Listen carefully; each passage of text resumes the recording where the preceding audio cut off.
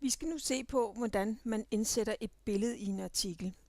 Det er altid godt at have et billede, som understøtter teksten i din artikel, da billeder de opfattes langt hurtigere end tekst gør, og det letter også på en meget teksttung side, at der er et billede, som understøtter teksten. Er gået ind her i artiklen, og skal så stille cursoren der, hvor vi vil have billedet til at blive indsat. Hvis du for eksempel vil have, hvis vi går ud her, hvis vi for eksempel vil have billedet til at stå herovre i højre side, det er altid godt at have det i højre side, da vi læser fra venstre mod højre, så skal øjnene ikke flytte sig så meget, i forhold til hvis det stod over i venstre side.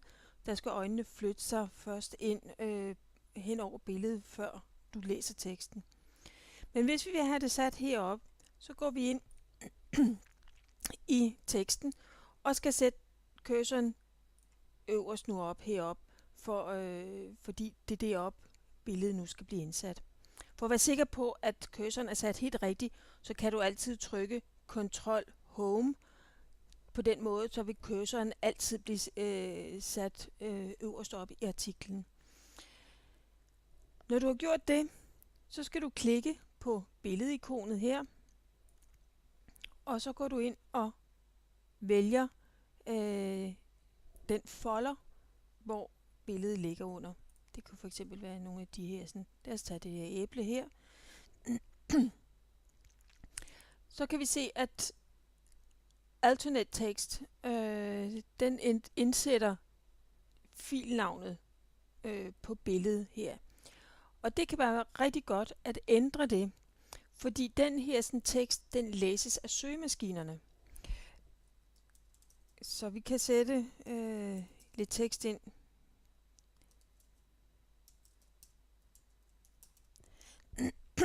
Og det er altid godt også at lade den tekst indeholde et søgeord, da den som sagt bliver læst af søgemaskinerne, og det er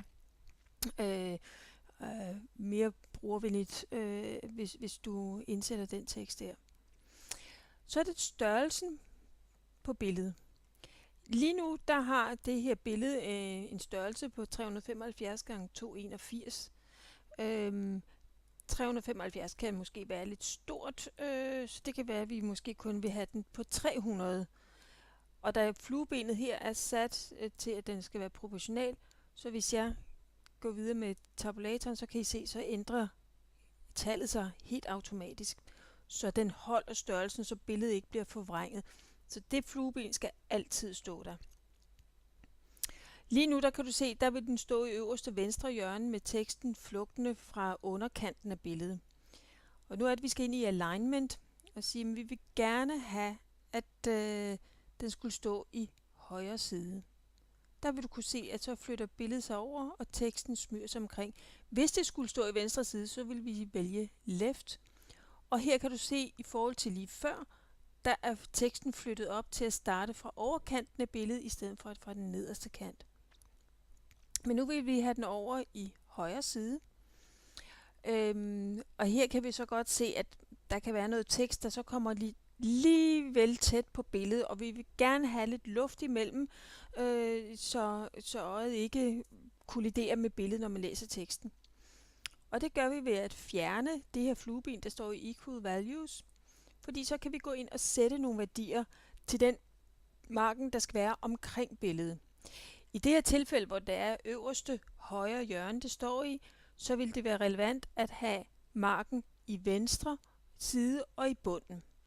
Så vi kan sælge bunden til 10 for eksempel, og venstre til 10. Og så kan du se, så allerede nu har teksten flyttet sig lidt, fordi der kommer så noget luft omkring. Jeg synes selv, at 10 pixel er en meget god bredde, for det giver lige tilpas med luft. Når det her så er gjort, så går du ind, og så siger du Insert. Og så har du billedet her. Jeg vil sige, her i backend er det ikke altid 100%, som det ser ud i frontend, så derfor kan det altid svare sig at sige gem, og gå til forsiden og tryk F5 for at opdatere, og så kan du se, det er måske lige det største, den er på de 300, så kan du gå ind og ændre det bagefter.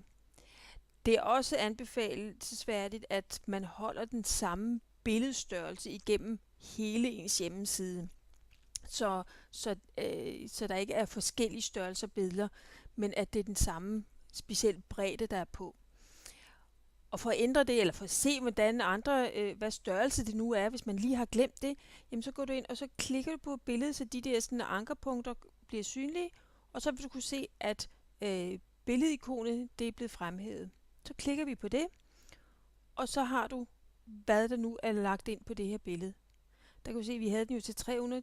Lad os prøve at sætte den ned til 200 i stedet. Tryk tabulator, og så ændrer størrelsen sig automatisk. Vi kan så prøve at sige update, og så er billedet jo blevet noget mindre. Lad os gemme den, og gå ud på forsiden, og trykke F5, og der kan du se, så er den blevet noget mindre. Så på den måde, der kan du regulere størrelsen, og teksten vil automatisk smyge sig, så der kommer noget luft imellem. Det var, hvordan vi lægger et billede op på en artikel.